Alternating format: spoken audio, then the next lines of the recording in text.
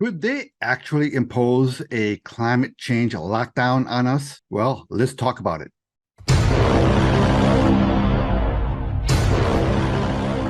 Okay, so I have to give credit to the people at Redacted for this story, but I wanted to make sure I share it with my audience to make sure that everyone saw this. So there is a lot of talk right now about a brand new disease that's significantly worse than the last one that is working its way across Europe, heading toward the UK. Symptoms of killer virus spreading across Europe, and it's highly likely to reach the UK.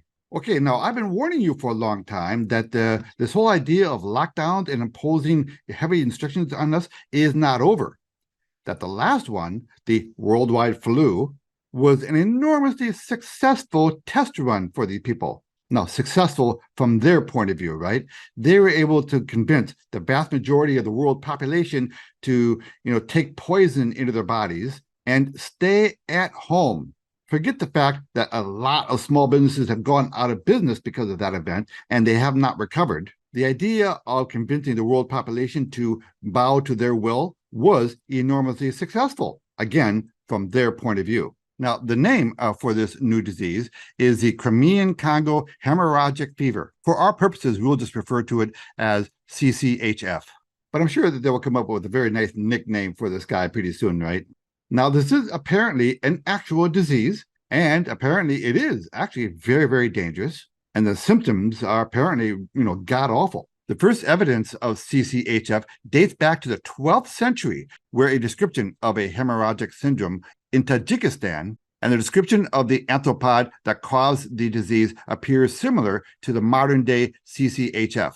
It was shown that the virus responsible for Crimea hemorrhagic fever was indistinguishable from the Congo virus that caused febrile illness in the Belgian Congo. Hence, linking the two names led to a new nomenclature of the CCHF virus. Okay, so apparently this disease was in slightly different forms in two areas of the world, right?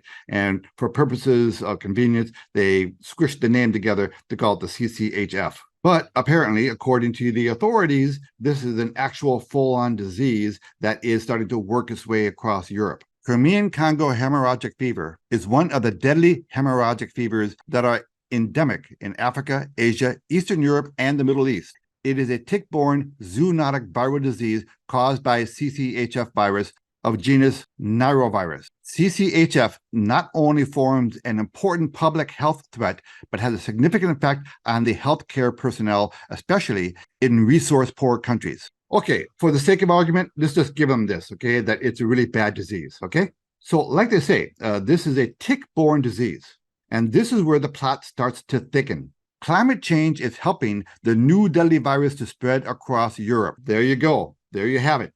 With climate change, things get drier, things get warmer, and thus ticks proliferate, right, in that kind of environment. So they're blaming climate change on the spread of this disease. Now, there is a very important development that came out of the World Health Organization recently that sets us up for the possibility of a worldwide lockdown based on climate control, because they have to control the ticks, right? So they have to control climate change. So a large portion of the worldwide community entered into a treaty with the World Health Organization, a group of unelected people, giving them powers over the rest of the world that they can impose under certain conditions. So let's take a look at a paragraph out of that treaty that gives them these ominous powers. The parties will identify and integrate into relevant pandemic prevention and preparedness plans interventions that address the drivers of the emergence and reemergence of disease at the human-animal environmental interface, including but not limited to climate change,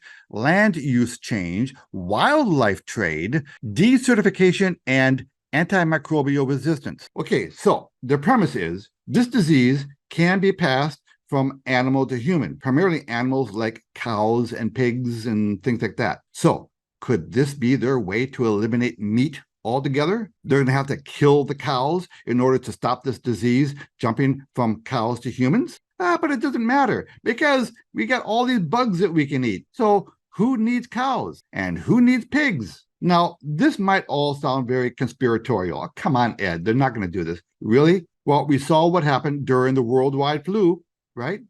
And we know the agenda that these people at these unelected international organizations have, and there has been resistance by those of us who like to eat meat, and for those of us who do drive cars that run on actual gasoline. Well, we have to be put in our place. Now, I'm not saying necessarily this is going to happen, but the possibility is out there, and you want to be forearmed. I mean, you have to wonder what kind of credibility these people have left after the disastrous effects of the last lockdown that we went through. Is there enough pushback out there by us in the world to keep this from happening? I encourage everybody to be very skeptical about the drastic new plans that they're going to have coming out in order to put us under heel. So stay tuned and let's see what happens. In the meantime, can you give me a like and subscribe? And maybe even put a comment in the section below and let me know what you think about all this. And that's my report for the day. Ed Anderson, live from Minnesota, signing out. Copy that.